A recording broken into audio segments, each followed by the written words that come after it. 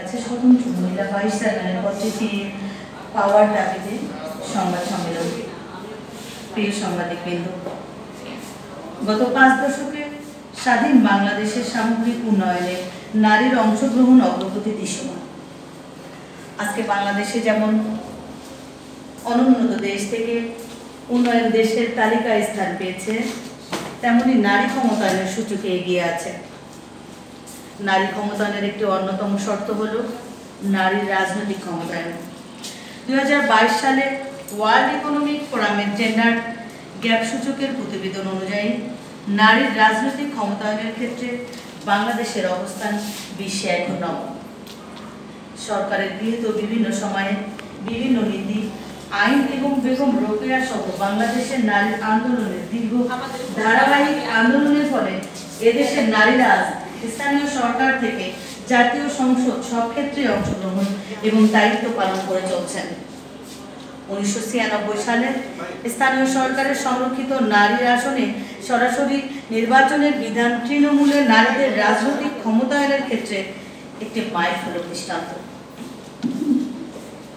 জাতির বিবেক, প্রিয় সাংবাদিক ভাই, 1997 সালে ডিসেম্বরের প্রথমবারের মতো এদেশের ইউনিয়ন পরিষদের সংরক্ষিত নারী আইনসমূহ সরাসরি নির্বাচন অনুষ্ঠিত হয় এবং বিপুল সংখ্যক নারী অনেক উৎসাহ উদ্দীপনা নিয়ে এই নির্বাচনে অংশগ্রহণ করেন।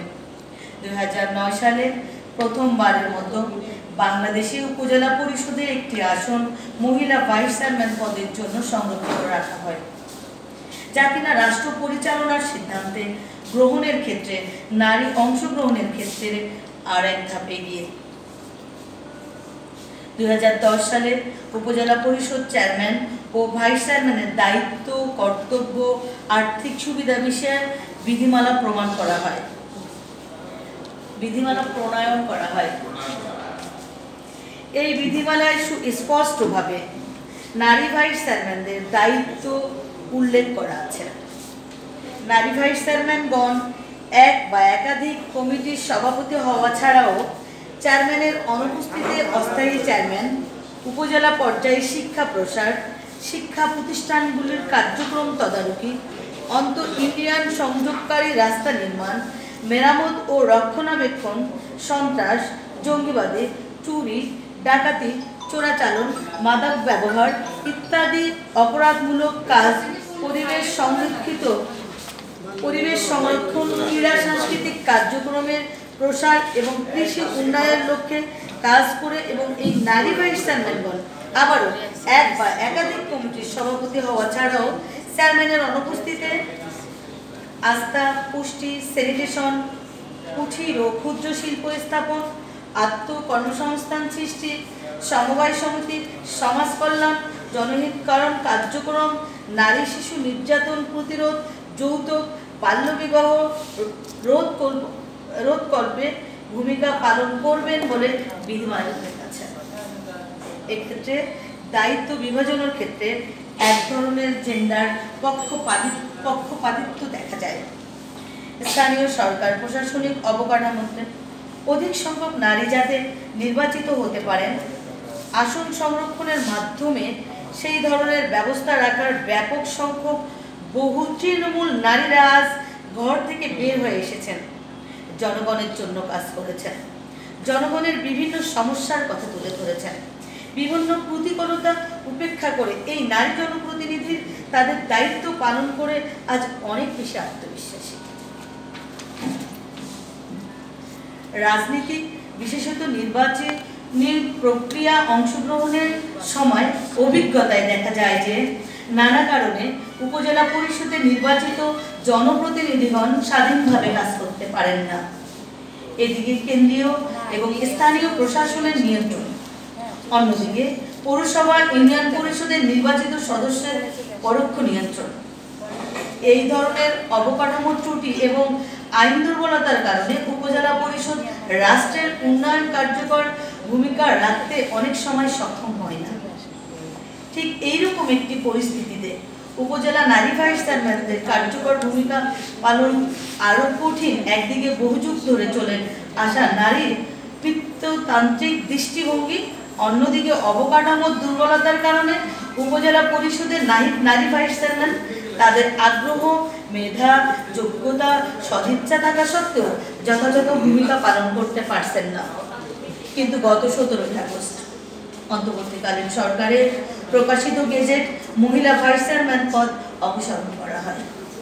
আমরা চাই কোনো শূন্যতা আর তৈরি না হোক। এই নারী জনপ্রতিনিধি কোনো দলের মনোনয়ন নিয়ে নির্বাচন করেন না, বরং স্বতন্ত্রভাবে নির্বাচন করেন। কিন্তু এই স্বতন্ত্র পদটি অপসারণ করায় আমরা যখন পরবর্তীতে নির্বাচন করতে যাব তখন বিভিন্ন বাধার সম্মুখীন হব।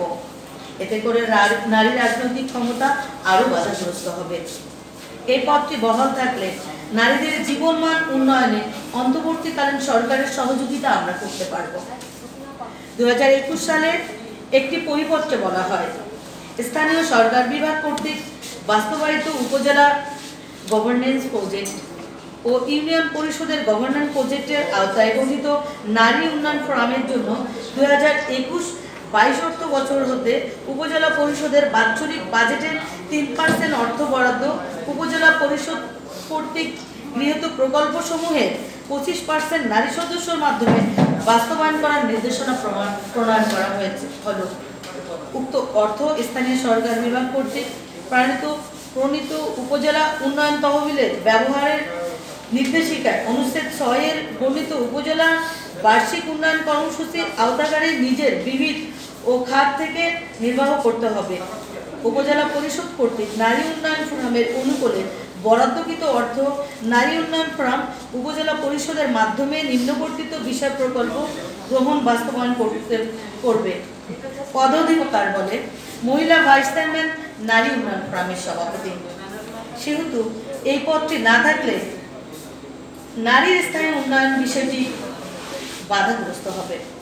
এমত অবস্থায় আমাদের একমাত্র দাবি হলো নারী ক্ষমতায়নের পথ আরও মসৃণ করতে স্বতন্ত্র মহিলা ভাইস চেয়ারম্যান পদটি পূর্ণ বহালের বিষয়টি বিবেচনা করতে হবে। আমরা আশাবাদী কর্তৃপক্ষ আমাদের দাবিটি অবশ্যই বিবেচনা করবেন।